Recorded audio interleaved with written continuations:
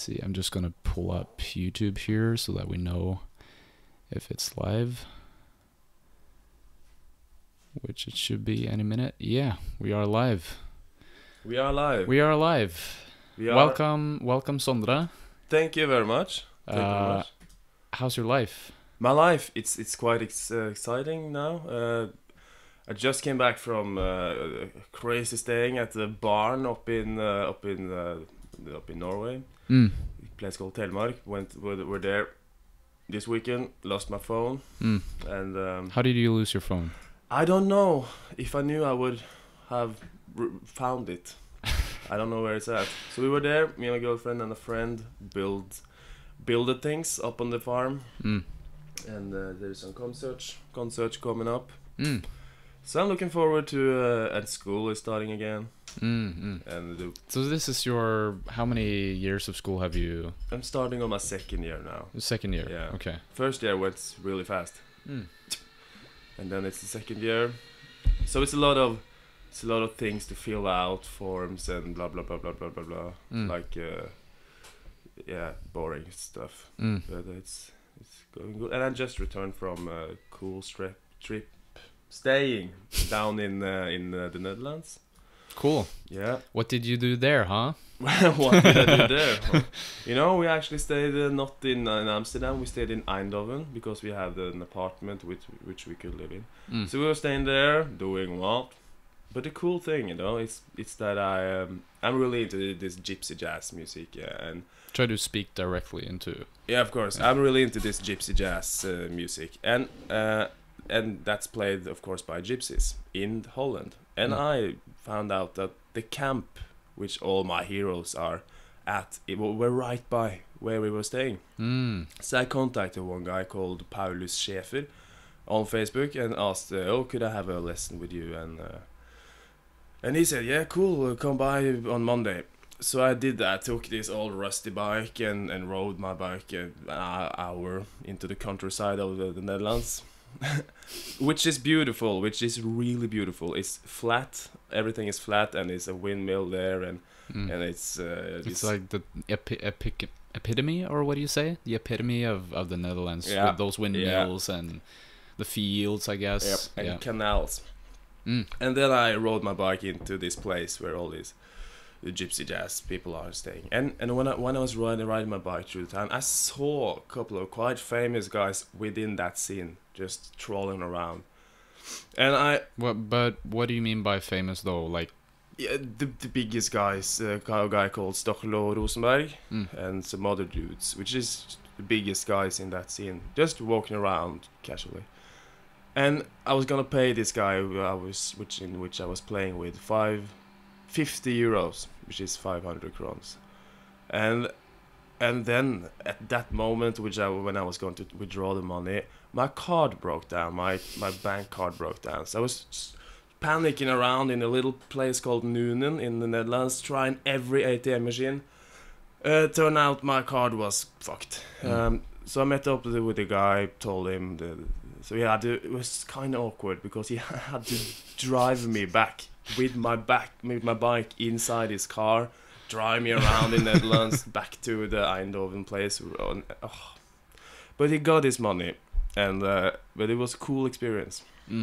So did you learn anything from this guy, or? Yes, I learned. He didn't show me the magic chord to everything, but he told me a couple of things that was quite interesting. For instance, that my technique is not as fucked as I thought it was. So he said, yeah, on the right path. Just do this way more, and you will be fine. And we saw Bill Clinton in Amsterdam. Of all people, I have to say that. Yeah, we were just walking around in busy Amsterdam, which is the most crazy town in the world. And my girlfriend says, "Isn't that Bill Clinton?" And I'm like, "No way. Yeah, that's Bill Clinton." With an army of bodyguards. Yeah, just guys with shades and blah, blah, blah, blah. Yeah. Walking around. That's so crazy. Yeah, that's what the fuck? All the people. Bill Clinton in Amsterdam. Wonder what he was doing. enjoying the the liberty of Netherlands. But it wasn't that much of a musical experience. But crazy thing, the week before, I was staying with my my girlfriend at Molde Jazz Festival up in Molde in Norway. Quite really beautiful place. And we were working there as volunteers. So then it was really much music going on, and all kinds of crazy music. Free jazz, not free jazz, pop music, and all kinds of things. That was really cool. Really cool. The cool thing though, when you are voluntarily working, is that you get this pass where you can go where you want. So we just walks around in Molde and look at the program. Are we gonna see that really famous guy or that really famous guy in 5 minutes, or that really famous jazz musician? So you can just walk around, see huge musicians whenever you want. So you were the one who worked as frivillig, as a volunteer there, or both you and your girlfriend? Both. Okay. So we worked with what's it called? We worked with like artists on backstage, make sure the backstage was alright. They had beer, that they had dinner, and it was really cool working with some cool artists up in there. Yeah, it really reminds me of I saw this YouTube video the other day about some guys. I think they were about 21 years old, and they worked with have you heard about Boy Pablo? Yeah, heard about it. One of the biggest Norwegian bands at the moment, I would guess, right? Yeah. It's crazy how they just use this whole niche of indie music, indie rock, you know, that has just exploded all over the world, and they just did it so well with this one video that was just picked up on the internet. Yeah. Well, all you need is one things that hits off really good, and then you're kind of set for the future. As nowadays, I see posters of Europe, the band with the song the Final Countdown. Yeah, they're now playing, you know, in various kind of boring festivals in like the weirdest places in Norway, but you know they still got it going because of that one song. Yeah. If you hit it off once, you're set. Yeah, but what I was gonna say was that some of the guys that are working with Boy Pablo, because now that they had that one huge song, they built a whole community around their YouTube channel. So it's sort of like a media platform to promote other indie music. And they also do some interviews. So at one festival, I think it was maybe a festival or something like that, there was Tyler, the Creator. Oh, right? Yeah, cool. He was playing there. Yeah, he's cool. And these two guys were jumping, like they had stolen a couple of vests, like crew vests, and then they had just jumped fences, a couple of fences, right? And then they found Tyler, the Creator, like suddenly, oh yeah, perfect, because that was what they were supposed to do. That was their plan, to just sneak in to their tent, and they found them. They were just there, like interviewing these guys. They interview those guys. Yeah. Oh, and they were super chill about it. They were like, "Oh yeah, sure, we can talk." Yeah. They stole kind of an interview. They like stole. Oh, they just jumped fences and yeah. Oh, that's cool. That's cool. And once you're like inside the last fence, you just act cool and tired not. And I'm supposed to be here, guys. 3, 2, 1. Now. Yeah, jump back. That's so cool. Yeah. Oh my god! So they just. I was actually thinking about doing that myself, because there was the festival right now a few days ago, and there's this one band, Grizzly Bear. I don't know if you've heard about them. No, but they're very good. They're like a lot of people compare them to Radiohead. Shit. But because they're experimental and they're in what way are they experimental? Their melodies are very different. Yeah, cool. So they have different, like it's hard to explain, to be honest, but their melodies are very, very different, and their rhythms as well. It's very progressive, but it's a blend of jazz, blend of hard rock, blend of indie stuff. You know, that's going on quite much in the Norwegian pop scene. You know, real experimental things. You heard about the Pompoko? No, it's from Trondheim. They are hitting off quite huge, and it's weird. It's weird music, but and that I think that's popping up. I think people are kind of bored with the the really yeah, just the regular. Yeah, but it's so or what is regular, I guess. Yeah, it's a little predictable. Yeah, it's predictable, and I think people trying to mess with that predictability and fuck up things and do in a new way. I think we knew. Whoa, my cameras are going a little bit off charts here. There we go. What was I gonna say? I don't know. This is the problem sometimes doing live streams. Yeah. But yeah, it gets so boring after a while. That is the reason why I went into like prog rock when I was very early, because I felt like there was just so much good stuff there that you could really dive into. You need to listen to it more. Yeah. But once you learn it, once you kind of ingrain those patterns in your mind, it becomes just so much more juicy in a way. That's a funny thing about music.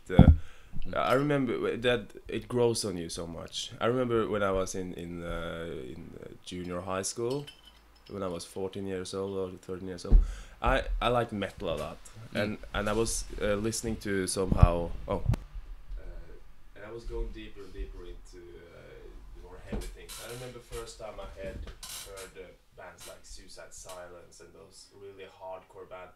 It was like, oh my god, this is crap. What the fuck is this? And after a while, your ear gets used to it, and you like it, you understand it. And when I learned that it's possible to like all music, you just have to expose yourself to it. I became quite curious about all the music I don't like. Yeah, it's so much classical music I don't fully understand, and it's such a huge world, classical music. It's several hundred years of music getting developed, and I want to get that. I want to understand those. It's hundreds of years. I don't want to just neglect. It's such a huge part of music.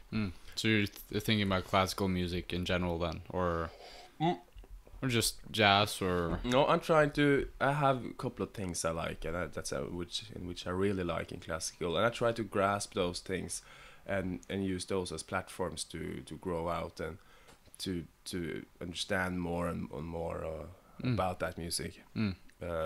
Because it's so much, and I think it's so much experimental and so much weird things, and I just want to get used to all sorts of harmonies and ways of thinking and expressions, which I can use in my own music. But I'm just really intrigued by that you can like all music, and it's a lot of music out there, a lot of weird music, a lot of everything. So I want to like it all. So that's. But I think that's an impossible task, though. Yeah, but I want to die trying. Yeah. It reminds me of Jason Becker. Have you heard about him? Yeah. He's that guy in wheelchair. Yeah. Yeah. He's crazy. He's really crazy. Yeah. I'm actually writing a video about him now. One more time.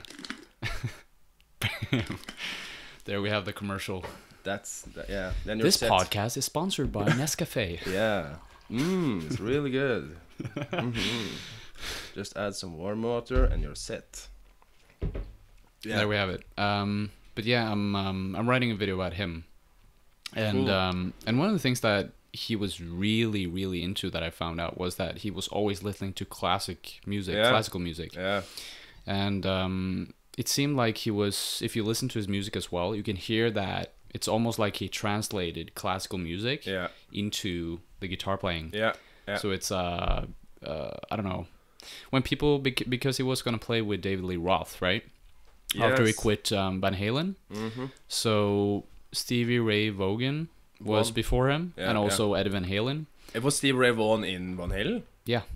Or no, he played with David Lee Roth as a solo artist for his band, And like everyone was asking in the papers, in the music media, like, oh, is this guy Jason Becker, is it gonna really live up to that standard of guitarmanship? Shoes to fill. But he did, because he was different from those guys, and I think it's the fact that I don't know if those other guys listen to classical music, but at least he had another. He had something different that he could bring to the table. Yeah. Of course, he was a shredder. and he could play fast. But so and was the classical guys, you know. I listen to if you listen to Bach's what is it called, this organ, really famous. Yeah. If you listen to that, you know, Bach, he goes crazy, going like all, and it's basically Van Halen on an organ. Yep. You know, and that thing happened in the 80s with like the culture of guitar virtuosos, which Van Halen was like the front guy in that wave. And those guys like Yngwie Malmsteen and those shredders, really heavy shredders, they were all about classical music.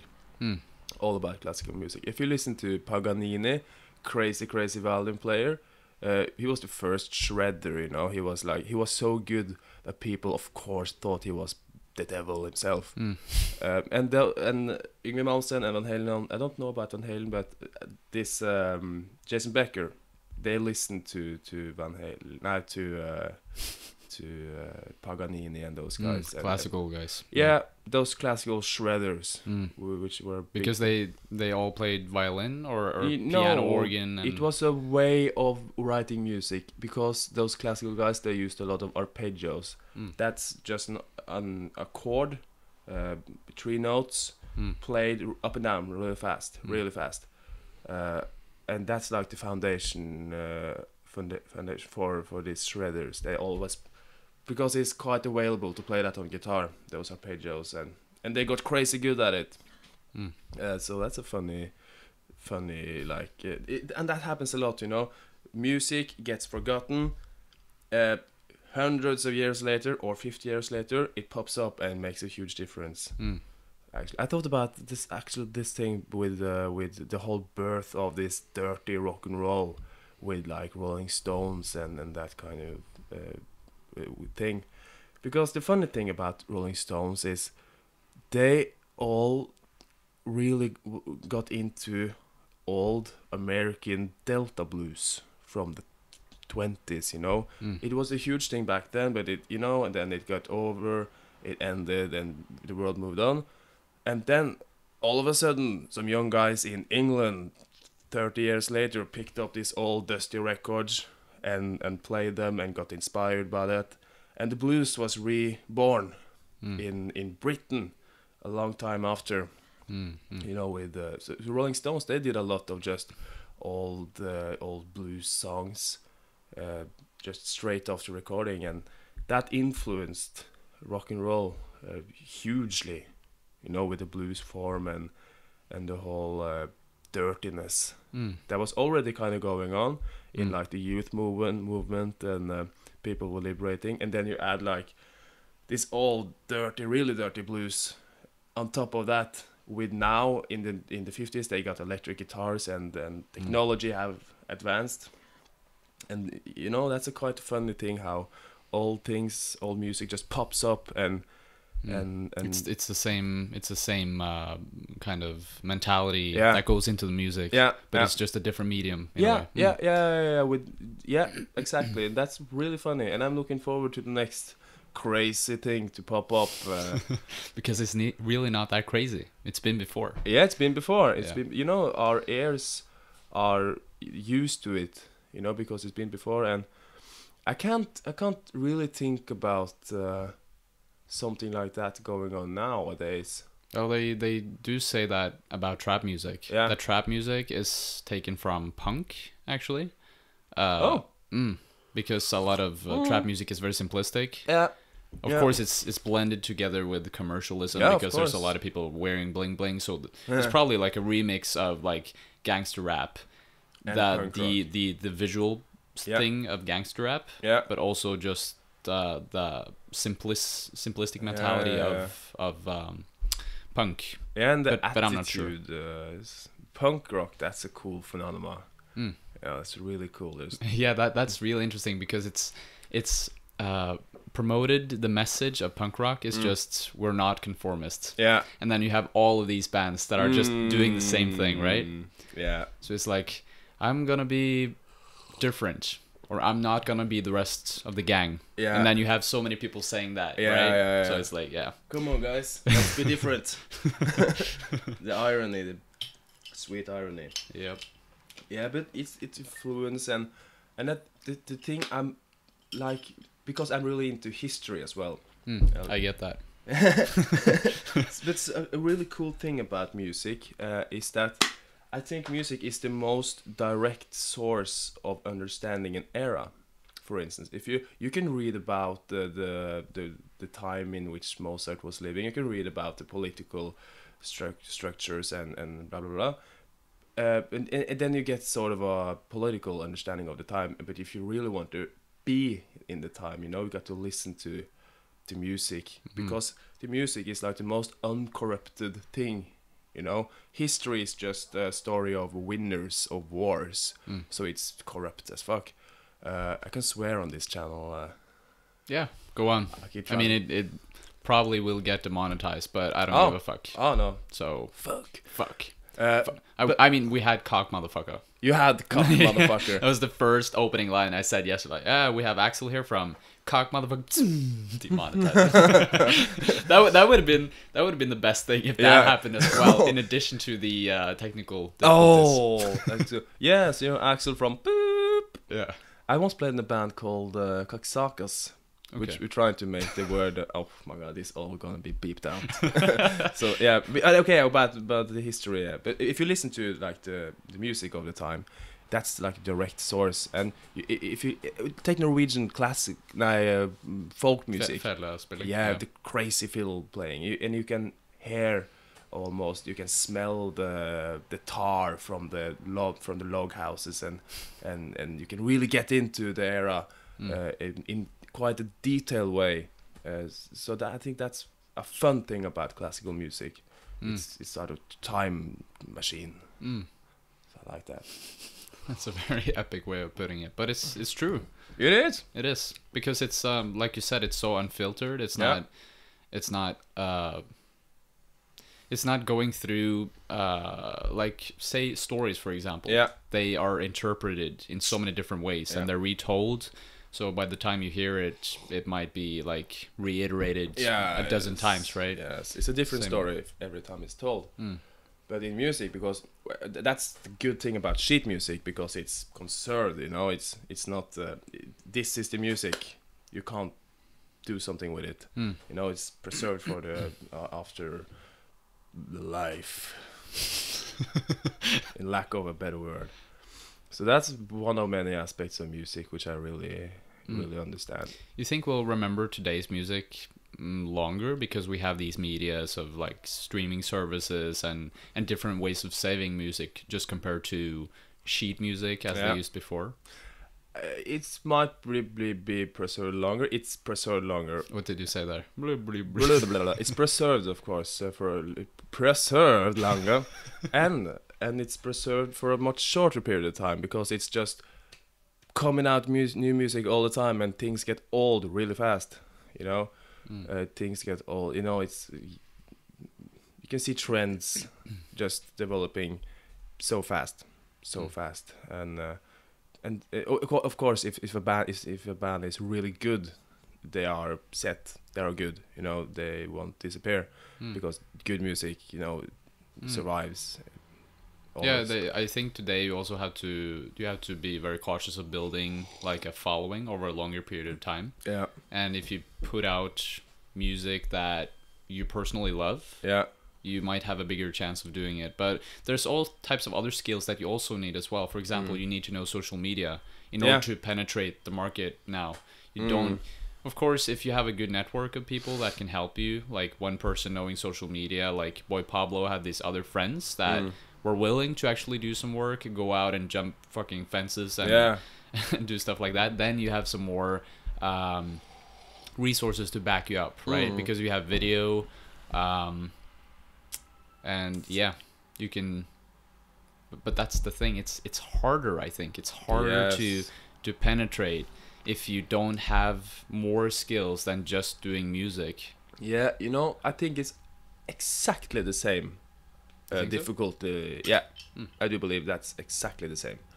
Because back in the days, you hadn't these social media things, but you had other things that I believe it was equally hard.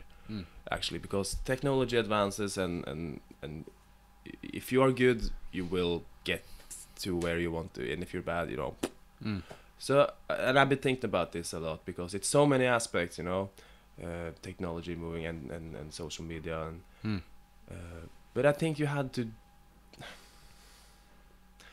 I guess it all comes back to your network. Yeah. At the end of the day. Yeah. And also just the fact that if you suck at making music, then you suck. You know. Yeah. So, I believe nowadays you probably have SoundCloud's accounts where it's beautiful music which no one listens to, that just dies out even though it's brilliant music. At the same time, back in the days, I do believe you had guitar players who were the best in the world, who never got out of their their living room, you know.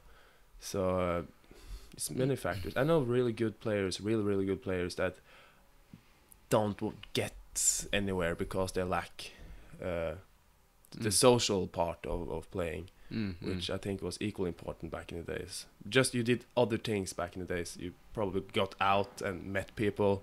Well, now it's just you have to know what tags to put on Instagram and stuff like that. Yeah. So I think now when it all comes, I think it's like sums up to be equally. I do believe though. Of course, it's. Yeah, I mean, I still think there's a huge possibility to make it. You just have to be willing to learn and willing to work. Yeah, a lot. Because if you don't want to put your heart and soul into it, then you're not gonna get anywhere anyways. No. And it's like that with this channel that I made as well. I've been working my ass off for 4 fucking years. Yeah. And it's just during this last half year that things have started happening, right? Yeah. So you need a lot of patience. You need to work fucking hard. And you need some self-awareness as well, right? Yeah. You need to listen to people's feedback, like we're not doing right now. There's a lot of comments popping up here, as you can see, Sondre. I don't know if you can read maybe some of that. People hating on us or people loving us? I'm actually having Nescafe. Nescafe, the emulator. Nescafe. Shout out to Nescafe, sponsoring this live stream. We get the total sum of nothing from Nescafe. You don't drink coffee, do you? Nope. No. So but that was one of my first questions. It's a glass bottle from IKEA. Yeah. Just so you know. IKEA. Yeah, but that's coffee. That's one of my 2 passions. Yeah. The drinking part, I'm really passionate about coffee. The rest, as we talked about, I could drink the worst coffee and like it. The worst coffee I ever had, I hear you ask. I was staying at a monastery in France, in the way off in France, in the countryside, and there was no people there in miles around, but there was this coffee machine in the parking lot, which I was the first guy to use that machine in 10 years, I do believe, and that coffee I did not like. The one cup of coffee that he didn't like. Yeah. Can find it in France. Yeah. By the monastery. Yeah, it's called Tessé. It's really far to go. You don't want to go there. It's boring. Is it in the countryside or some rural place? Yeah. No. Well, where is it exactly in France? I don't know. It's 2 hours with express train, which is going almost the speed of light to nowhere in France. And there you got it. The worst coffee in the world. Nice. In my world. Maybe someone will love it when they get there. Like, yes, finally. Yeah, this is what I've been waiting for. What did it taste like? It tasted like Nescafé, like powder coffee, which was somehow bad. And the secret ingredients to really bad coffee is really bad water. So old water. Old water with a good taste of metal. Chlor. Okay.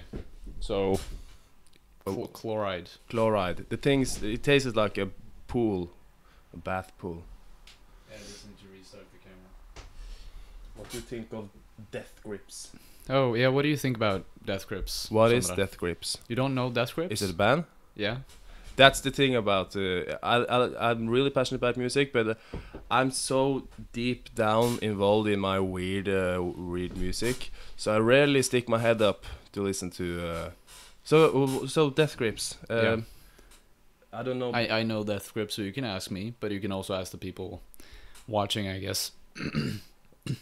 Jack White, I see someone mention. He is like the Elon Musk of music. I think he's so cool. I was at the Roskilde Festival a couple of years ago, and then Akon or some shit. He Is canceled. he still around? No, I he don't know, canceled. but it was some shit like that. Akon dropped out, and on the main stage, huge thing. And in 3 days' notice, Jack White took the gig, and it was the best gig I turned 20 during that gig. It was so good. I turned 20 years old. It was so good you turned 20 on that day. On that particular day. So it wouldn't have happened otherwise. If Jack White wasn't there, I would still be 19. Yeah, I would still be it's I owe so much to him. But he's a good musician, and it's really clever about Guitar playing? Yeah, guitar playing and technology. He's really a peculiar guy. Because he's really into like the very raw garage rock music, you know. That's his background. Also punk music, he's very into that. Yeah. Or he used to be, at least. And then he just created his own melding between technology and just using like these weird guitar pedals and stuff. Yeah. Maybe you used something specific when you saw him, or it's one cool video with Jack White which really shows his genius. He makes electric guitar in 2 minutes. Oh yeah. I've seen that one with plank in the bottle, and he makes it sound great even. You know, and he has his own LP, vinyl. Vinyl, yeah. Help me out there. Vinyl company which presses those Mm. things manually. I think you've watched my video. It's you who showed me that. Oh shit! It's you who made feedback that video. in between here. Yeah, I told you about that. Don't you remember? Yeah, but I saw a video about it. You Yeah, made that video. I told you about it. I told you. Oh my god! Shit! This is the second time that happens. You know. Mm. The first with the Sid Barrett one. Yeah, that's how we got friends. Mm. Yeah, that's a weird story. Yeah, that's pretty crazy that's for me as well, because I think you were the first person who had watched one of my videos in Oslo. Yeah. That I hadn't met before, and it was sort of like just blew my mind to know that we had actually interacted in a way, but at the same time we hadn't. So yeah, it was cool, and I was like, I saw this cool video about Sid Barrett, and yeah, because we would like a boss. Like a mouse. But yeah. Yeah, because we started talking about Sid Barrett just randomly, and then you said that, oh yeah, watch this video, and then I said, oh, maybe it's my video, and then I put it up on my phone, and you're like, yeah, that's the video. Yeah, it's really cool. Really cool experience. Yeah. And but Sid Barrett, he was quite a cool character. Pink Floyd is, I think Roger Waters was in Oslo yesterday. He was. Yeah, I was actually doing a stream alone. Oh. And there were some people like asking me if I was going to go to this concert. Yeah. And I searched up the tickets. Fucking expensive as shit. Yeah. How much was it? 700. The most expensive ones, those are the ones I remember, are like $500, 5,000 kroners.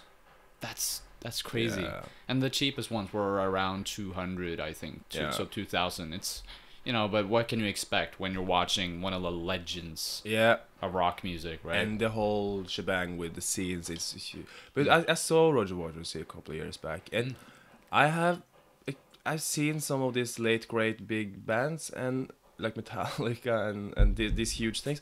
And the thing I have come to realize is that bands who were really huge in the 80s, and the point is they're old now. Yeah, so they're not really that great. No, they are old. They've been on tour for the last 15 years.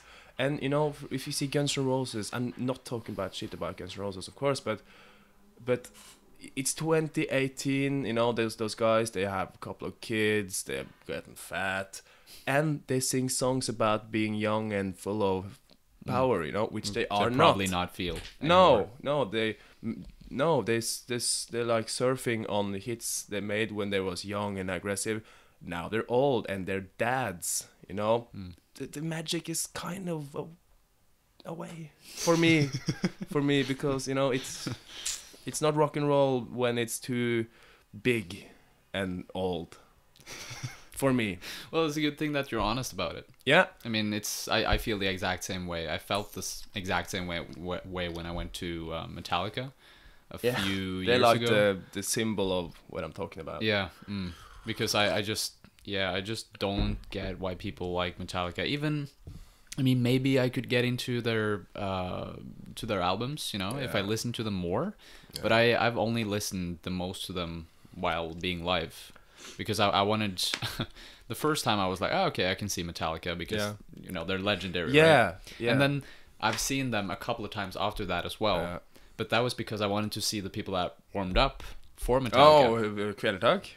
No, Mastodon. And, my God, yeah, Mastodon. Gojira. Have you heard about them?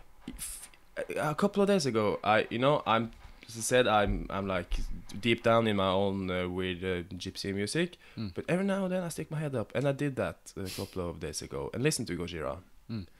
That's so cool. Oh my, it's so cool because it's kind of interesting in like a more advanced musical way. They use kind of crazy rhythms for the most part. It's the rhythm which is interesting, and the left and right picking hand of those guitarists, it's so tight, and the drummers play so fast, and it's all glued together in a perfect way. It's so cool and brutal as fuck, as brutal can be. Yeah, I remember seeing them the first time, and I didn't expect them to play. I hadn't heard them before. Yeah. But I got a really, really good experience. You know, when you get that live experience and you've never seen the band before, and you're like, oh, okay, this is the thing, right? Yeah, I got that with Gojira when I was seeing them warming up for Metallica. And there was, what I really catched onto was the way that this one of the Frenchmen, because they're all French, right? He just had some very specific way of just going down on the guitar, which I'd never heard before. So I was like, huh, that's unique, and that's something I love. Yeah. And also just the progressive rhythms as well. I love prog music, so I'm prone to liking that. But they're quite crazy. But at least me and my friend a week ago, we listened to Led Zeppelin. Those guys, they are quite progressive. Yeah, you know? They are. Yeah, it is. If you listen closely, it's a lot of things going on, and they change in a song. They can change the whole theme of the song, and just have a long stretch of just Robert Plant doing Robert Plant things, and taking it to quite extreme length sometimes. I think it's good times, bad times. You know, it's a place in the middle where they just takes it down, and it's just psychedelic, atmospheric kind of music. That's really cool. Really cool. Yeah, I haven't really listened that much to Led Zeppelin, but I feel like they have a good mix of just plain hard rock. Like, have you listened to Black Dog? The song? Yeah, of course. That's like it's more riff based and more simplistic, but at the same time, it's just so catchy and fun. And then there's this other song that is the complete contrast. Foot something. Yeah, it was a Trample on the Foot. Yeah, maybe it's that one. That is a bit stretched out, right? It's a long time since I've listened to this, but it's a little bit more progressive, right? Yeah. But I think that Led Zeppelin is one of the frontiers in riff-based music. You know, because they developed in the 60s, late 60s, and it wasn't that much riff based, like the guitar riff. You had probably the Kinks with "You Really Got Me Now," for example. That was It's not the most badass riff, but you know, Zeppelin.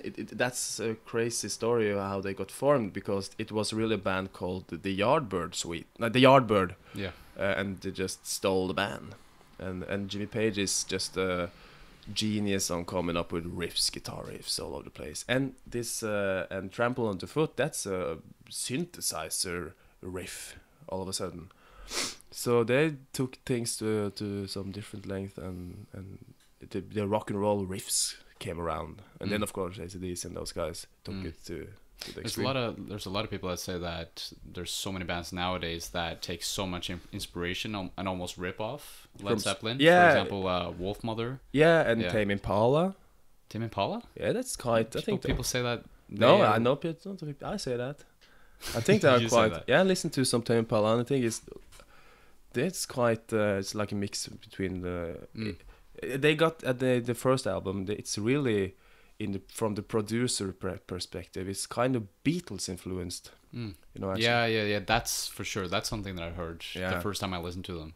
But have you listened to Greta Van Fleet? I guess not. But no. Okay. No, but they're also like so many people are just pounding comments all over YouTube saying, "Oh, you're just ripping off Led Zeppelin. Yeah, how can you do this?" Yeah. And these guys are they're 16, 17 years old, very, very young guys. Yeah, supposed and they're good. They have good quality. There's a reason why people like them, and they've just exploded in terms of popularity on YouTube. But yeah, so much hate as well. So much hate. I don't like them. I've listened to them a little bit before, but I love Wolfmother. Yeah. And that's... You don't. Oh my god, I love Wolfmother. That's... At least their 2 first albums are just solid. Yeah, that's the one I dived into. But that, you know, the rock and roll legacy, I think that will live on forever. I want to have this band project... which is like we have this we're gambling now. It's we think that real rock and roll will hit the charts once again, and we will be there. That's awesome. Yeah, 2020 we have that's our prognosis. 2020 that's when rock and roll will take over the world once again, and we hope to be the frontiers in that movement. That's the first time I've ever heard someone being so positive and so hopeful about rock and roll.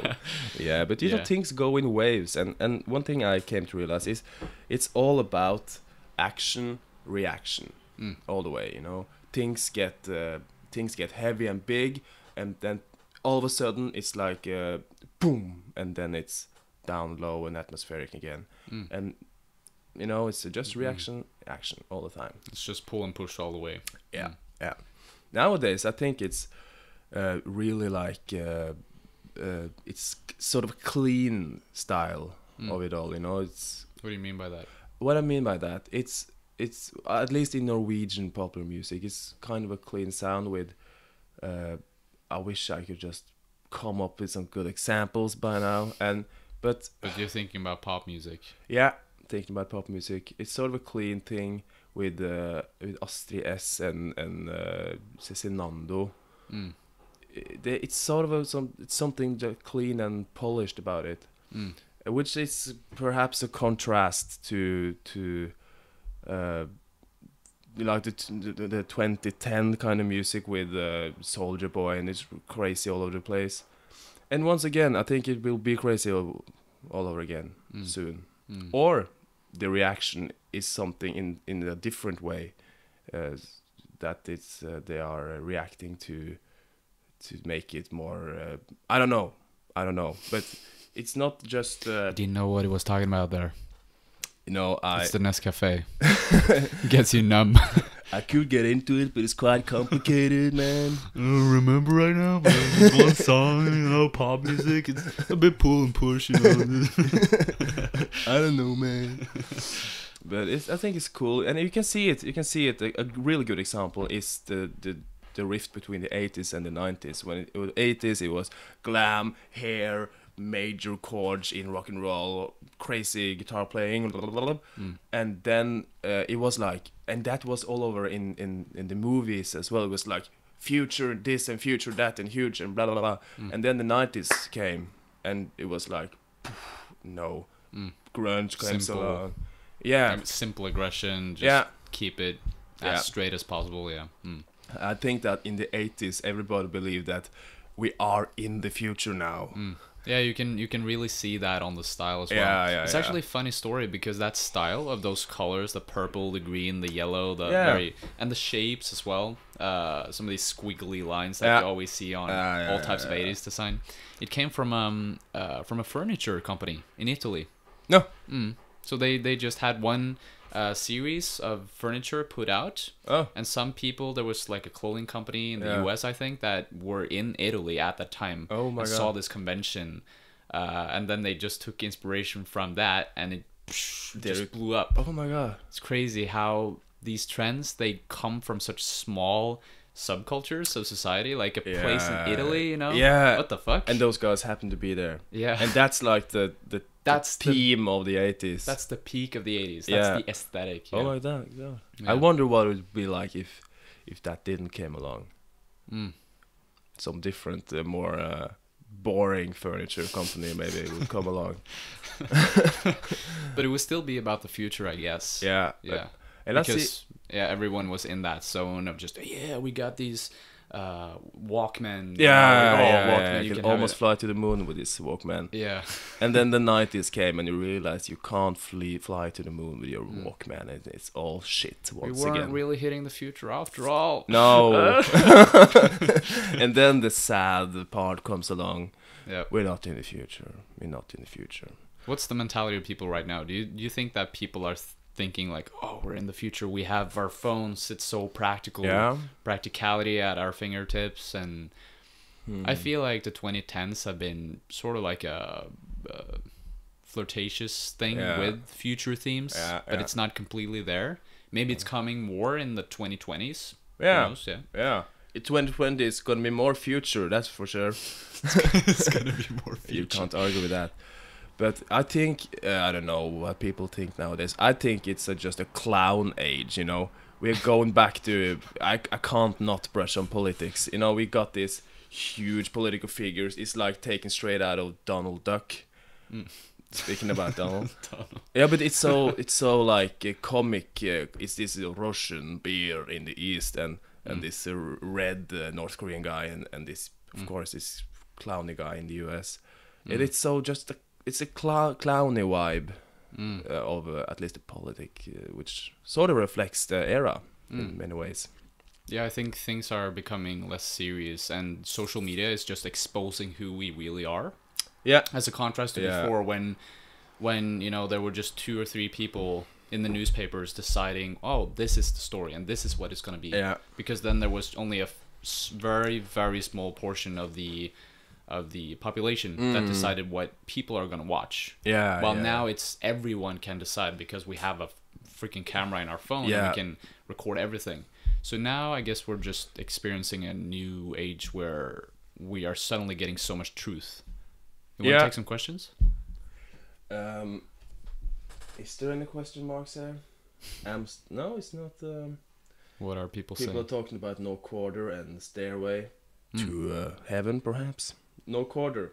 You know why that? Oh, you don't listen to Zeppelin, but No Quarter is it's an old pirate expression because no mercy.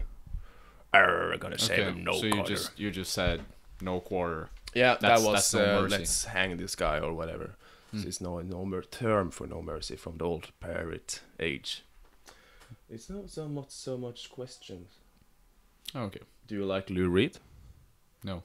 Or a little bit. I mean, his time in the Velvet Underground was pretty good. Yeah. Very inventive and very proto punk. Yeah. Yeah. If you want to listen to some really bad music, you should listen to the collaboration between Metallica and Lou Reed.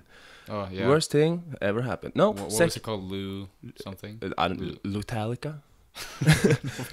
You know, the album was Lou something. Yeah, it's so bad. I remember. It's so bad. Yeah, I heard people saying that it was released in 2011 or 9 something. Big mistake. Around that time. But it's the second worst thing in the world. The most fucked up thing is coffee. Yeah, of course. More That's the third thing. That's the third thing. You know, it's a clip on YouTube with Metallica. That's Robert Trujillo and Kirk Hammett. That is, those two are playing. That's a bass player and a guitar player. They are playing "Take on Me" by Aha. Uh-huh. And that's he sings just out of tune. He sings like notes that are so far off, and he sings like wrong. And they're both standing there at Telenor Arena, 20,000 screaming fans. They're standing there with the fucking sheets of music, just standing there and reading music, and plays. It's just, it sounds like it's dubbed over to sound bad, but no, it's that bad. It's actually that bad live. Yeah. And that's such a stupid thing to do at Telenor Arena as well. For you guys who don't know, that's a very famous venue here in Norway where a lot of big artists are playing, and it's a Norwegian treasure as well, right? It's such a huge song. That's the biggest song that Norwegian artists have ever made. Written by my neighbor. Oh, he was your neighbor? Yeah, Morten Harket. Grew up next to me. It's such a small world. It's such a small world to live in Norway. But I think Take On Me, that's the biggest thing that happened to Norway musically. It's so goddamn huge.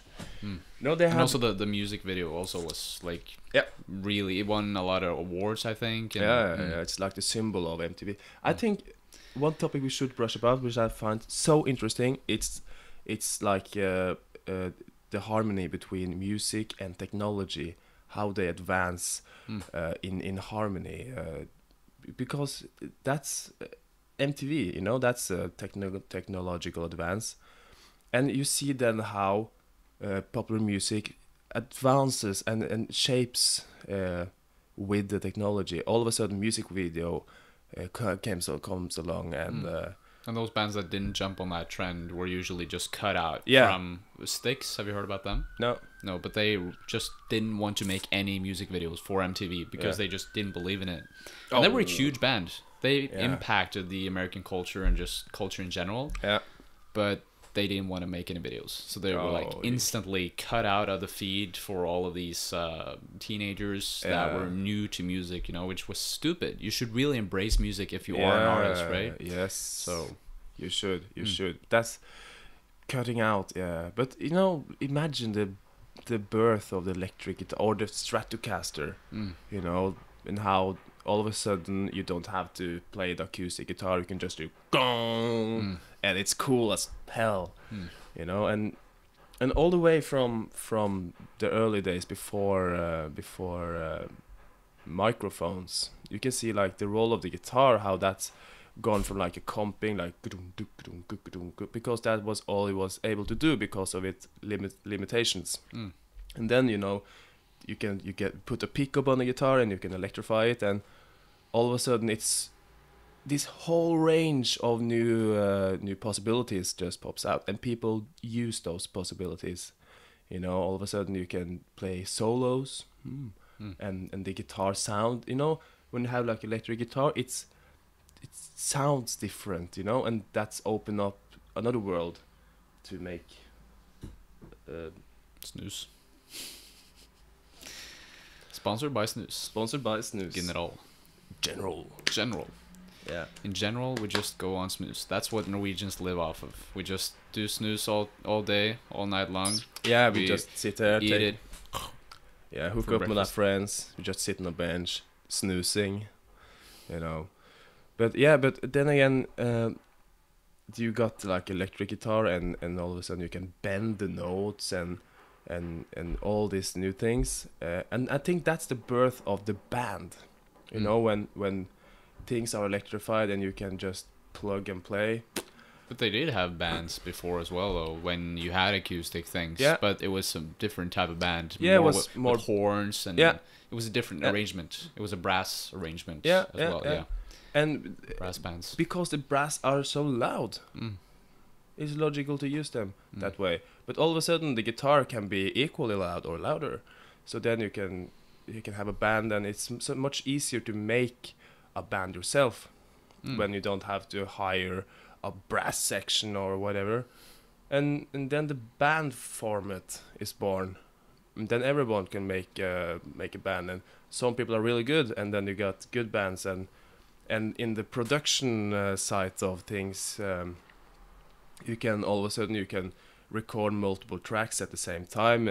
Which means you can lay big harmonies, and you can dub over and over, and And it's really fun to watch how technology and music just hand in hand goes into the future. And so many people nowadays are so pissed off about making music on the computer, which they don't play guitar. It's not music. These all guys are saying, but it's just the nature of it all. Which it doesn't. Oh, you make it. You can't play it on guitar. No. It's sort of it releases time for the guy who makes music. You don't have to sit and play guitar. You can just do push things. the button. Yeah, and do crazy things on the computer. So I think it's fun to, and that reveals that I'm interested in history as well, though. But I think that's a cool thing with technology and guitars today. They have these huge pedal boards with all kinds of pedals. Yeah, if you look at, for example, the board of the U2 guitarist. I don't know what he's called again. He has this nickname. The Edge. Worst guy. Yeah, I think that name is... I mean, he could have gone with a better name, I think. Yeah, I don't like it. For sure. But he is really dependent on these delay effects. Yeah. So he always uses that type of effect to make it sound like he's 12 guitars instead of one. Yeah. You know? And he was... Because you saw that video with the Jack White and him and Jimmy Page, right? Yeah. And that was the part where he just showcased that. And I don't know, I for some reason, I just don't like the Edge's playing. It's just so boring, you know. I mean, there are people that are using these effects in really interesting way. Like Tom Morello is a great example. He's a genius. But he's not dependent on, I gotta just use the delay effect to make myself sound so much more cooler. He's doing things on the guitar, like physical stuff in addition to using effects. So he's more thought through, I guess. And I really like that because he I don't know. He's not just dependent on one sound. I feel like U2 is just so, I don't know, same thing over and over again. But there's a lot of fans out there that probably love him. Of Fuck course. you, but yeah. But a fun thing about to just reveal the amounts of pedals which the Edge uses. There's one clip where he falls off the stage and bangs his guitar into the edge of the stage. The edge of the stage. So that's the story. Or no. His name? Or? No. And when he hit his guitar, is the sound which is made, but the sound coming out is like, which really reveals how much shit he uses on guitar. And you can just hear he bangs his guitar, and it's just a huge delay clusterfuck going on. I see some people write about black metal. Black metal. They're asking what we think about it, or I like black metal. Yeah, I when I was younger, I really loved Satyricon. Oh yeah, Norwegian band. Yeah, I liked the Norwegian black metal because recently I have a friend who is really into that, and he showed me like Mayhem old records, and it sounds so crappy and bad and like bad, like the Black Plague, and it's supposed to do that, you know, and I was listening to this horrible music at the same time because they're trying to emulate, I think, dense, dark pine forest with dead trees, and they emulate that so good, so really, really good. And I think that's it's a huge thing that the black metal popped up, as they just wanted to make like the sound of badness. I heard a story when Bursum was in studio, which is just one guy though. He used SingStar microphones in order to like emulate the shit. That's pretty crazy. Yeah. What's the worst microphone you got around here? Oh, SingStar. Yeah. There you have it. And black metal is cool. It's such a brutal expression, and I haven't listened to it in a long time. But I like Satyricon. I like Bursum and Mayhem, which is like the root of this Norwegian black metal movement. And and the music got these crazy stories that goes along with it. Yeah, have you heard about that? I think it was a part of Mayhem, or maybe Gorgoroth or something. There's killing vocalists. who was he lives up in north of Norway, somewhere very isolated. And around there's not a lot of people, but he basically tied this guy to a tree because he felt like he was just harassing him or something. And my camera again. Jesus Christ. Jesus. But yeah, there's some crazy stories behind that. Yeah. So. But that's kind of cool because if you go back to Norwegian folk music, it's often a story that goes along with a piece of music. You know, and that's sort of a similarity. That's coincidental, I think. But for instance, you got a song called a fiddle tune called "Fanetullen," which is like a really crazy fiddle, and no one knows who wrote it. It just have been passed on in generation. And the story goes that there was a bloody marriage up in Hemsedal, where there was a marriage. You know, people were drinking, having fun, and at some point they ran out of alcohol, sort of, in the party. So the waiter guy, he went downstairs to pick up some more beer, and in the dark of the room, he sees a character sits on the barrels and playing the violin the wrong way, holding the beat with a horse foot on the barrel. You know, because he's the devil himself, playing this tune. And when people upstairs heard this fiddle music, they just started killing each other. You know, and that's like a story that goes along with the piece of music, which is like really cool part of folk music. That a piece of art. It's basically multimedia as we have today, with music videos and what goes along with it, lyric sheets and stuff like that. But in old times, it was a poem, a brutal poem goes along, and that's sort of the thing with black metal as well. You know, because those guys hyped themselves up really good with sending letters to fans. No, before they even released music, they send out letters that this huge album is coming with the band, which is this and that crazy, and they build like a myth and had this crazy legend going with the murders and Varg Vikernes and yeah, that's his name, Varg Vikernes. Yeah, I really want to make a video about him. There's tons and tons of people on my channel asking for a video on him.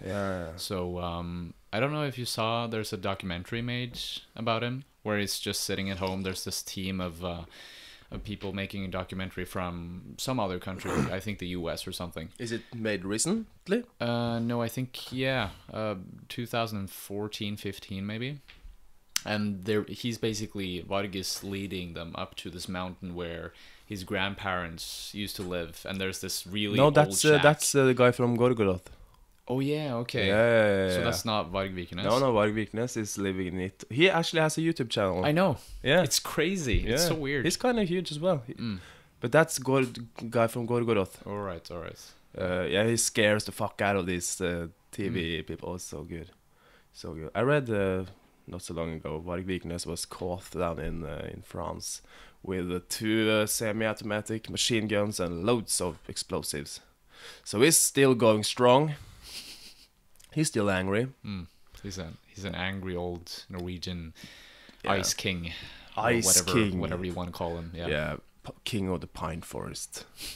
He's a really crazy guy, but he shaped music somehow. You know, it's like the new.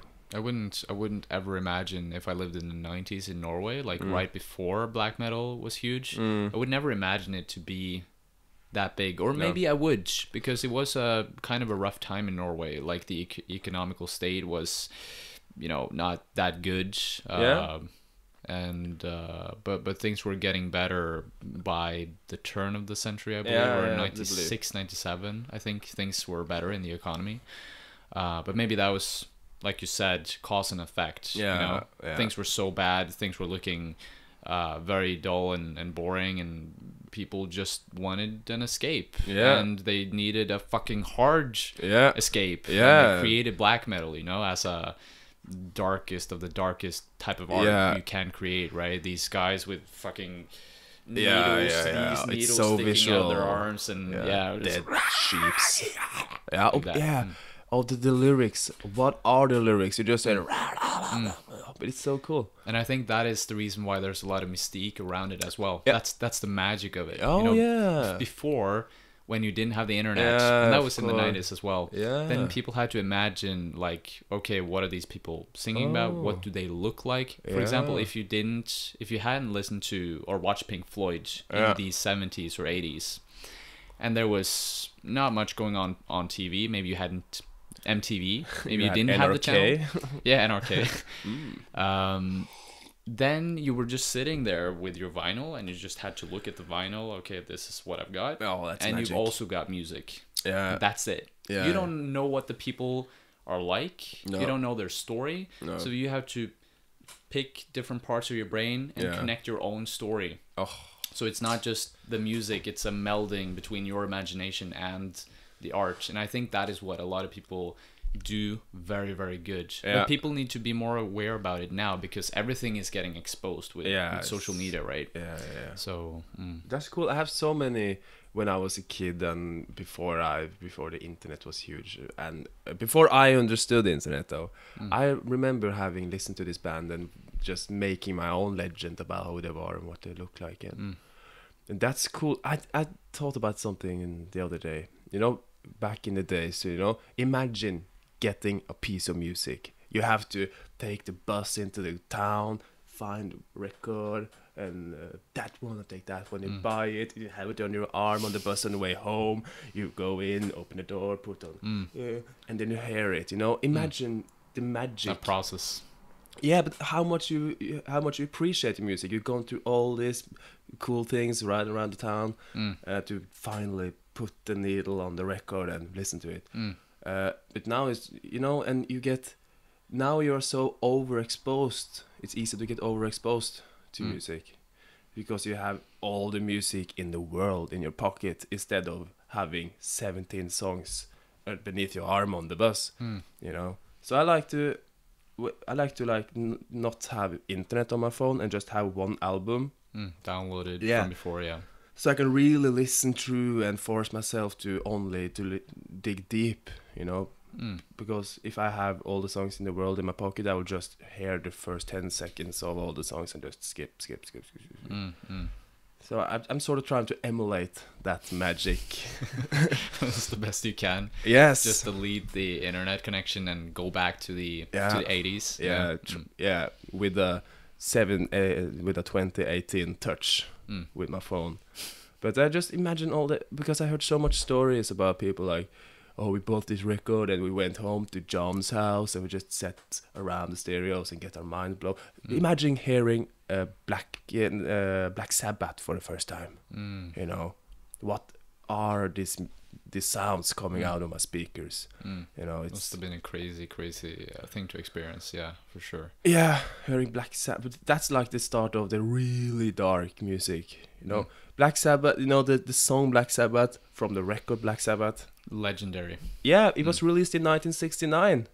It could be like, it's so forut sin tid. Yeah, ahead of its time. As you say in proper English. In proper Oxford. But yeah, do you know where their inspiration came from? Black Sabbath? Yeah. Jazz. No. Yeah. Or as well, I guess. The band was jazz guys. But do you know where the concept for the music and the names and stuff came from? Black Sabbath is a Jewish tradition, I think. Yeah. But I don't know the inspiration for the dark thing. I don't. No, because they were practicing in this.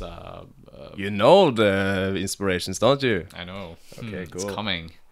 But yeah, they were basically practicing in like a loft. Yeah. And on the other side of the street, they could look out the windows, and there was a cinema on the other side of the street. There was people lining up, and they were kind of a bit distracted by what was going on down there. Yeah. And there was a movie called Black Sabbath, which was screening that night. Oh. And they also had this huge thing for just horror movies in general. So that's where they took their inspiration from. They wanted to emulate they ask themselves, okay, why do horror movies attract so many people, right? And then they use that in their music. They emulated the horror movies. It's horror music, but just in movies, or in music, that is. Yeah. And it makes a lot of sense, because if you listen to Black Sabbath, the song on Black Sabbath, the self-titled album, it's kind of visual kind of experience with the bell going on and the thunder. You just imagine this church, and there's like a graveyard and this black figure at the end. Oh my god, yeah, that makes some, because I've listened to that song, and it's so easy to make a picture in your head. They succeeded though, quite good. I tried to get my girlfriend to like Black Sabbath the other day, failed miserably. What did she say? What was her reaction? Too dark, too rock and roll. She likes jazz music, and she likes this cute music more than she likes rock. But I'm trying my best to get her to like rock and roll. Mindfuck her. To mindfuck her, yeah. Brainwash her. Yeah. She don't like horror. She do like horror movies. Oh. So you should tell her. You should make the connection between her interest for horror movies and Black Sabbath. Maybe she'll come to enjoy it. Clicks. Black Sabbath. That's a cool. That's one of my earliest experience with music, actually. That's Black Sabbath. For me, it was Cream. Cream? Yeah. Oh, cool. That's a cool. I haven't listened that much to. I'm not that familiar with Cream. I know like what it's all about, but yeah. What's that? Is that the first music you dug? Yeah, that was a part of the first like old type of music that I started checking out when I was getting into rock music. It was Queens of the Stone Age, which is regularly like it's more of a new type of music, 90s, early 2000s music, right? But then in addition to that, and just Arctic Monkeys and stuff like that, I also got into Cream and King Crimson and a little bit of Led Zeppelin, but I didn't like ingrain myself totally into them. What more? I'm trying to think here. King Crimson, Cream. No, I think it was those two for the most part. And I was really digging them. Like Disraeli Gears, fantastic album, been ranked as one of the top ones on Rolling Stones. Also White Room is their other album, which is really, really fantastic. Like there's a lot of things that they mix. A lot of people think of them as this typical, they were a band that introduced blues again, like to the UK, right? But they also blend so many different, there's so many colors in there. Like there's psychedelic music, there's progressive music, there's a lot of heavy stuff as well. Like a lot of riffing. Cool. And Ginger Baker's drumming as well is just out of this world. He's a legend. He's a crazy guy as well. I don't know if you've seen one of his recent interviews. He talks about drummers and he's just so angry. I don't know why. He's just like pissed, but I guess it's because I haven't really read that much about his story. But I think he just lost his homes, and he just a lot of negative shit happened. It's many horrible lives out there for musicians. Many bad stories. I see one guy. Well, I don't think. I see one guy mention Elvis. Yeah. Oh, that's my jam. That's your field. Yeah, I was 7 years old, and my dad said, "Listen to this," and I did listen to that. Cool. A lot. I've never listened to Elvis, to be honest. They always call Josh Homme from Queens of the Stone Age. Yeah. His nickname is Ginger Elvis. So I guess that is the closest to Elvis I've ever come. It's just Josh Homme. Ginger Elvis. Ginger Elvis. Elvis Presley, he's a really cool. I like his really early days. It's like rockabilly, but he's like one of the frontiers in the youth movement and rock and roll and rebellion. Even though he got quite not so rebellious after a while, but I think he kicked off a couple of things that we benefit from now. You know, the whole star on TV thing. You know, he was like one of the first guys to be like a huge TV star. I think I'm probably wrong, but you know, with the televised. Well, you have Marilyn Monroe, and she was in the like 20s, 30s, maybe? No, she was in the 50s and 60s. Really? Yeah, she fucked John F. Kennedy, you know. Ah, okay, so then it must have been in the 60s. Yeah, 60. I think in mid to late 60s. I don't know when John F. Kennedy was shot, in the 60s, somewhere in the 60s. But you know, he was one of the first guys to have like televised concert with screaming fans, and that whole craziness that were to follow with the Beatles and those kind of Beatles. Oh, that's so good. Do you listen to Beatles? For sure. I love. I think it's an unpopular opinion, but I love Rubber Soul. That's a fantastic album. Yeah. Revolver is really good. Yeah. White Album. Yeah, I haven't listened to that so much. Okay. Actually. Yeah, I haven't listened to that when I think closer. I just love Helter Skelter. Oh, such a heavy song for its time. Yeah, that's such a heavy song. You know, that song and Black Sabbath came out I think in the same year. Yeah. They're so ahead of the time, you know. At least Helter Skelter it's almost like an indie song kind of. It's so with this crazy guitar riff with this theoretically ugly harmonies which they use. And I think the cool thing about Beatles is that they are so themselves. You know, they are just for clever guys from Liverpool being themselves and not being pushed over in different directions. You know, they were actually also one of the first bands to write their own music, because really?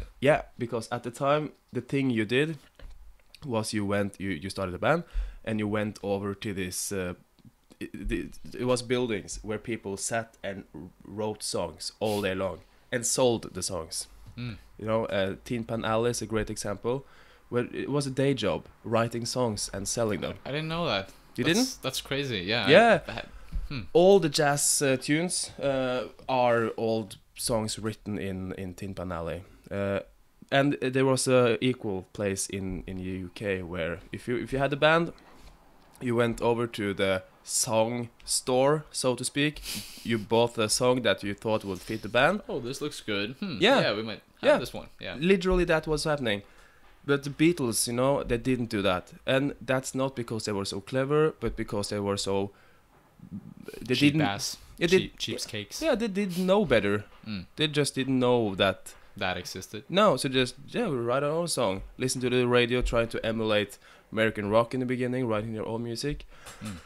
And they were good at it. They wrote the really good songs, and of course hit it off hugely.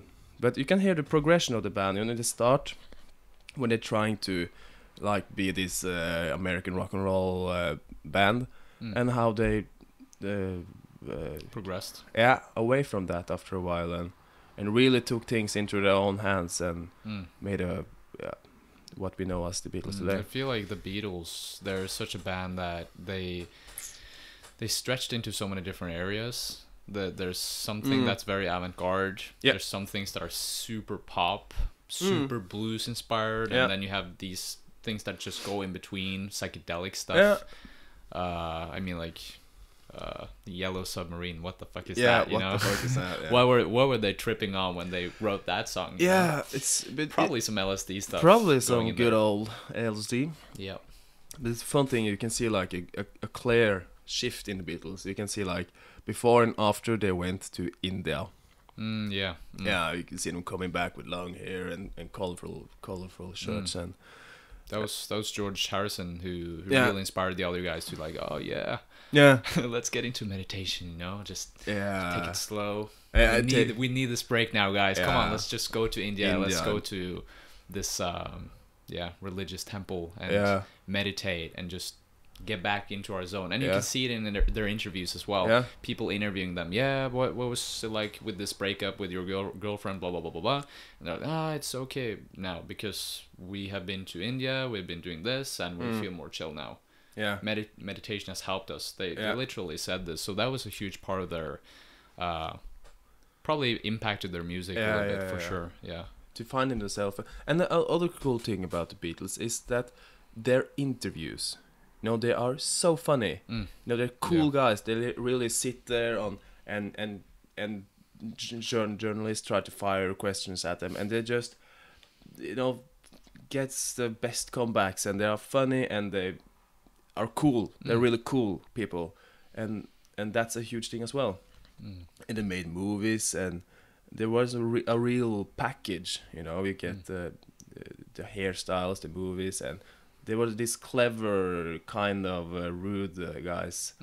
They didn't take their medium for granted. They just did whatever the fuck they wanted. Yeah. Ringo Starr, he went on to do this this video or film with Frank Zappa, I believe. Yeah, because he played Frank Zappa, him in that movie. Ringo Starr played Frank Zappa? Yeah. I've never seen this. So you can see him. I actually have a book on my bookshelf here, or like maybe it's over there. Yeah, you can actually see it on top there. This one? No, that one, yeah. If you just grab the stuff and what's this, little bad boys? Yeah, that's my meme glass. You look so you look great with them. Those are really beautiful. Yeah. Meme glasses. Yeah, it's your meme glasses. Yeah. If you wear those and you just have like a fat joint in your mouth. Yeah. Oh yeah. I like Thug life. A digital animated joint. Yep. Like in the memes. But you don't need the glasses, the pixelated glasses, because you. Yeah, this is the. There's 4 books in there. How cute. Paul McCartney, the cutest guy. So there's 4 books in there about every one of them. One book per Beatle. And if you pick out the Ringo Starr one, you can see that there's a picture in there of him dressing as Frank Zappa. It's pretty funny. It actually looks quite alike because he's wearing a wig and everything. The mustache. It's so funny. I actually met a guy on the tram the other day who looked... we started talking about Frank Zappa. Yeah. And he was a huge fan of him. And I said, you kind of look like Frank Zappa. And I just realized in that moment, he had the mustache. Oh. He took out his man bun. And he had the hair as well. Got the Zappa thing going. Yeah. And he had a huge tattoo of his face on the arm here. Okay. So he was obviously a big blood fan, or what do you call it in English, of Zappa. Frank Zappa, he's cool as nails. And he's so smart. He's like a genius in just the way he thinks. Yep. I heard a cool interview with I didn't find it. No. With the star guitarist Steve Vai. And when he auditioned for Frank Zappa, and the thing Frank Zappa did to test his guitar abilities was so clever, because he said, okay, Steve Vai played this riff, and Steve Vai played that riff, and he said, okay, play it in 7/8 time figure. Okay, he did that. Now add this note. He did that, and he just took the riff to such extremes that it was unplayable. So Steve Vai thought like, that didn't go too well.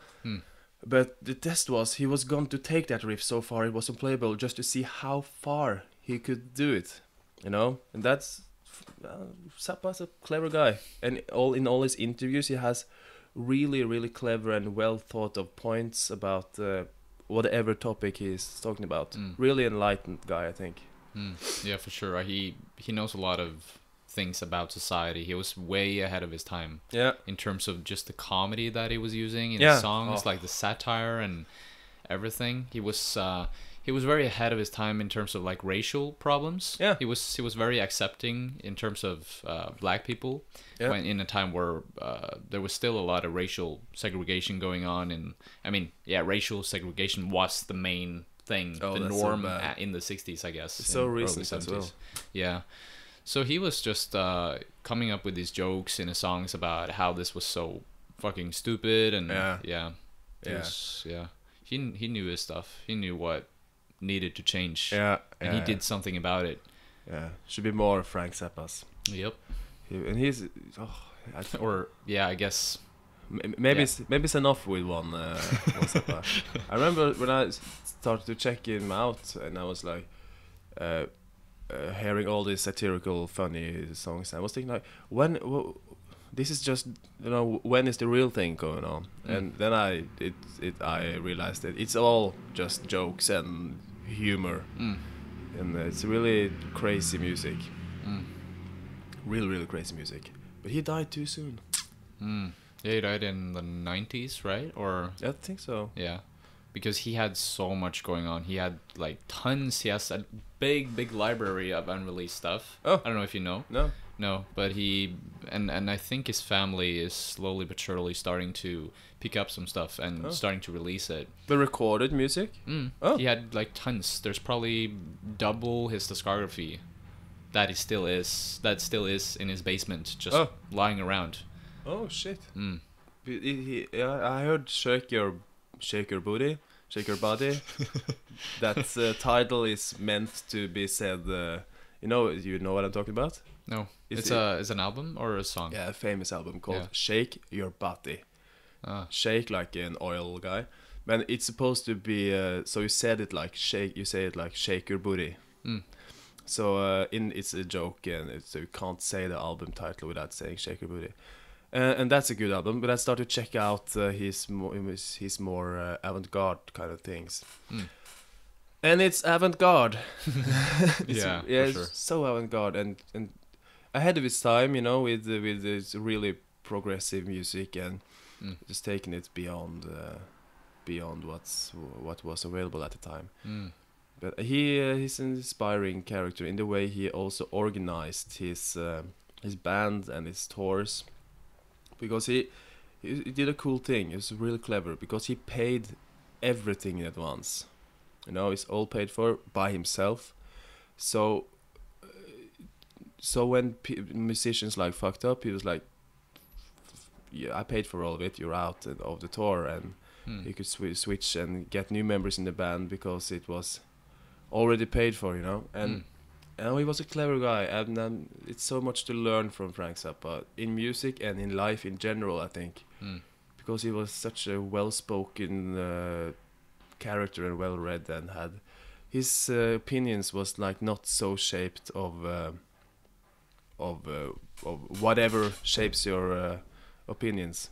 He was like thinking by himself, and came up with like really honest answers to things he was asked about. It's so his music is one thing, and I enjoy his interviews as much because he's the bomb of being smart and well thought out kind of guy. How long have we been going on now? For quite some time. Let's see. Does it say any time? Oh, 1.5 hour. You wanna wrap it up? We can. Yeah, we can do it for 2 hours, maybe. Yeah, sure. Let's see. Yeah, it's actually funny. A fun fact about his first album, or the one that he made with Mothers of Invention.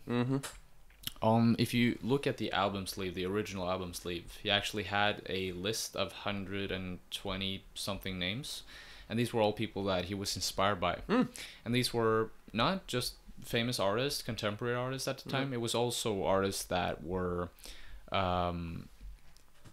like very obscure artists. Yeah, I can imagine. Very obscure stuff. And there was one guy in particular from Russia, one Russian artist. He was made very avant-garde classical music. So he's definitely picked up on so many different things. He was very inspired by black musicians on these pirate radio stations where they used to play this very pirate radio stations. Yeah, pirate radio stations in the 60s. Can you believe that? That actually existed. Oh, that's cool. That's the coolest thing. Imagine having like illegal music station. Oh, that's something. You know, and I think a funny thing about like music and illegal music is how music have been censored throughout. And but for example, Bobby Brown, the song Bobby Brown, it was censored in a lot of countries because he's saying a lot of really horrible things. But in Norway, the song got really accepted because Norwegian didn't understand a thing about what he was talking about. So they just, Bobby Brown, cool guy. But he's, I haven't really listened that closely to the lyrics, but he's really criticizing and making fun of the American society, right? Yeah. Is that what it is in a nutshell, or how would you describe it? It's apparently it's inspired by he was interviewed by two guys, which was apparently really stupid. and made this song about this really American guy, Bobby Brown.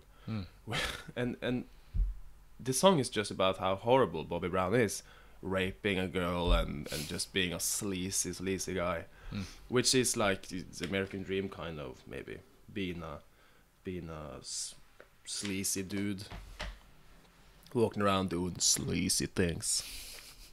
Just raping girls, drinking some beer, walking off to these girls, freaking ripping them apart, you know? Yeah, but he says, what does he say? Screw over your fellow American. Yeah, just screw things over. And I think it's funny how politics often gets like, how should I articulate this sentence? How like politics is reflected in music. Like the whole 60s thing is based on the Vietnam War and protesting against the Vietnam War, and how huge amounts of music came out of protesting that. You know, all the protest things like Bob Dylan, Jimi Hendrix, and much of like there's another movement going on protest songs. So you have this one movement that happened during the Vietnam War with Bob Dylan, for example. There were tons of other musicians at the time, but I don't know that much about the subject. And then you have, for example, Rage Against the Machine, which was in a time where there was a lot of racial tension with the Ku Klux Klan and stuff. There was this one guy that was beaten up, and the media's picked up on it because there was one guy that stood, a civil guy, stood on a balcony and filmed this guy, this black guy that was being overly beaten up by the police. So I mean, there's one thing of you know, arresting a guy and arming him and stuff like that, but these policemen were thought of as being racial. Like they just hated black people. It seemed like, and that was a huge thing in the media in America during the 90s, and that was something that Rage Against the Machine picked up on, and a lot of people responded to that as of, you know, we want to take stuff back, and we want to really go against this, you know, because it's unfair. And that's just, there's several waves of protest music. I don't know where you wanted to go with mentioning it, but no, but it's how politics, like it gets always reaction from, you know, the whole singer-songwriter thing. I think that sort of is based on protest songs, you know, people with a guitar, 3 chords and the truth. With Bob Dylan and Joni Mitchell and all those people with just a guitar singing, where the lyrics are the most important thing, you know. And what are the lyrics about? It's often about protesting and promoting peace, and how Woodstock, the whole festival, is just like the symbol of this movement, with Jimi Hendrix playing the Star Spangled Banner with his guitar. It's such a powerful thing it does, because he plays the Star Spangled Banner, and he's also emulating bomb drops. You know, it gets the chills. And imagining that is like popular music, that it's kind of avant-garde, trying to emulate the Vietnam War, try to emulate the political stand at the time, try to emulate that with a guitar. That's pretty out there, but that was the era, you know, with protest songs and anti-establishment and the liberation, you know, the sexual liberation and the drugs were like a huge symbol of the liberation which was going on. Do you think we have? I think a lot of people reacted to Trump with music, but I haven't really picked up that much on that type of music. No, me neither. I know that there's one guy who, Todd Rundgren, have you heard about him? Nope. No. Okay, he wrote a lot of, or not a lot, but he wrote a few songs that were kind of anti-Trump, making fun of him. And same with Roger Waters as well. I don't know if you've seen the live footage from his recent concerts, but fuck Trump. Yeah, something like that. You know, when he's singing songs from Animals, he is depicting Trump as the pig, or like the evil guy, right? So a lot of, but I think it's such a cheap thing to pick up on as well. You know, it's like, we're gonna make fun of Trump because everyone else does. So it's like, so cheap. easy. Yeah. I mean, the better thing as an artist would be to actually start the conversation of having another train of thought that is not already something that's not already set, right? But it's so easy to follow that wave because a lot of medias are doing it, and it will give you more views and more attention. Yeah, it's cheap in every way to criticize. You know, because unless you have something really original to say, exactly. It's the whole situation is depressing though. But I think it's important to have like something to say, and the political aspect of music. I think it's important. But all artists though are lefties. Yeah, you think so? Yeah, because they come from a poor background and they are more artistic, and I don't know why there is, but it's a clear trend, you know. All very many cultural people are drawn towards the left because the left is promoting the people, and everyone is sharing the power and peace and collective. The mentality of working in collective groups, but and the right side is more about worshipping the state you're living, and it's more each to their own based kind of each their own, yeah. But I don't know why there is such a clear border there. I don't know, border.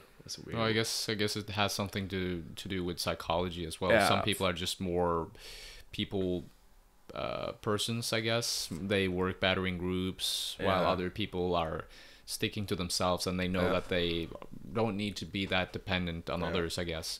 But it's really, I mean, if you take the extreme leftist they're equally stupid to the... Yeah, it's equally stupid, and it's dangerous. I mean, if you look at the history of what communism was, I mean, the state were making these posters that basically in Russian they said, you know, it's not right to eat your children because people didn't have any food, so they were eating their children. Oh my God. Because of communism, it just was fucked up. Things got fucked up. So, I mean, don't eat your children, folks. Yeah. That's the message of today's podcast. Don't eat your children. Yeah, unless you're like very hungry. No, don't do it if you're very hungry. So that's what you would have done. Exposed. Social media exposed you like... Yeah, no, I'm a child eater. Fuck. But I think one aspect of that we were talking about is that the right side is pro capitalism. Capitalism is kind of... I mean, it's better than communism. Yeah, but have we had... What's so good? No, let's not go into politics. It's not a podcast about politics. No, it's about music. But that's the thing, though. Everything is connected, so it's not like you can just talk about music without talking about politics and social and technology. I think it's funny how, as we talked about earlier, how music and society is just hand in hand going along. And the politic situation is... of course, shaping that. I heard a crazy story about one of these old Russian composers. I think it was Rachmaninoff or one of those guys. And when he was on tour performing his music, he had like a team of KGB agents following him in case some of the musician or the composer were to run off. You know, but what's the KGB? KGB, Russian intelligence, is like the CIA of Russia. Okay. Yeah, KGB, really bad people. And they were following the orchestra to make sure no one was escaping. So, and when he wrote... Why would they escape? Because Russia was quite kind of bad to live in, and people want to get out of Russia, but they couldn't because of the... Yeah, so this was a touring group around, and people could just... Bam, and then they were out of Russia, basically. Use that as a way out. And the athletes today, when the North Korean was in the Olympics, it has been a problem in the past that athletes from closed countries just they escape. So they have a team to make sure they don't escape. You know, but that's how politics has shaped music in all the times. You know, and when this old Rachmaninoff, and these people were writing music. They had some limitations of what the state allowed them to write, but they were clever guys, so they like integrated their own language or alphabet. They have small protests within their musical pieces. Yeah, so it was very subtle stuff. Yeah, very subtle stuff, and that's crazy. I read. Oh, this is cool. I read a poster from when Norway was occupied by the Germans. I read a poster about what the German state was allowing the Norwegian music to play, and it was like, you can't play this chord, and you can't play syncopated rhythms, then you will get arrested and sent to Birkenau. So yeah, it was crazy. Yeah, because you can't have that Negro bongo music here. No. Oh, okay, yeah. So the German state of culture, I don't know, at the Nazi Germany, they had a strict set of rules, which regiments for how you can play music. Yeah. And a cool thing, no, as a little protest from the jazz musicians in Oslo during the occupied times, and they always ended. It was a thing to always end a song on the chord H7, which is a forbidden. No, yeah, but chord. Yeah, because H7 it's a chord, and it's also, you can see around in Oslo there's some old graffitis from the war when it's a H and a 7, which stand for Håkon the seventh. Håkon the seventh. Yeah, okay. Which was the king. Yeah. So they ended the concert on a tribute to the king of Norway with this chord H7. That's interesting. That's really no, it's really interesting that it was. By the way, we have to wrap it up because my one camera is dead. Oh, it's out. Yeah, it's out. So it's just me. So yeah, it's just me or you. You're running the show. But yeah, is there any last words that you wanted to say? Follow you on Instagram? Yeah, check out my my gypsy jazz group. That's actually the kind of music I play on Instagram.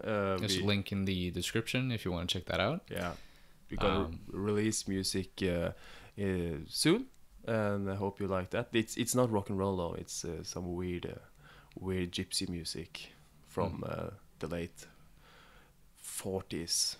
In Paris. Cool. Really I cool. love how the lighting here is just perfectly lighting up your face, like it's on your eyes. Like some noir, some divine. Getting a little bit of a noir feeling while watching the footage. Yeah, so like a Maori warrior. Yeah, it fits with your description. But yeah, cool. Let's wrap it up. Thank you so much, Sondre, for joining. Oh, thank you for having me. It's a really fun experience. Just sit and chat about the coolest thing in the world. All right. Cheers, guys. Talk to you later.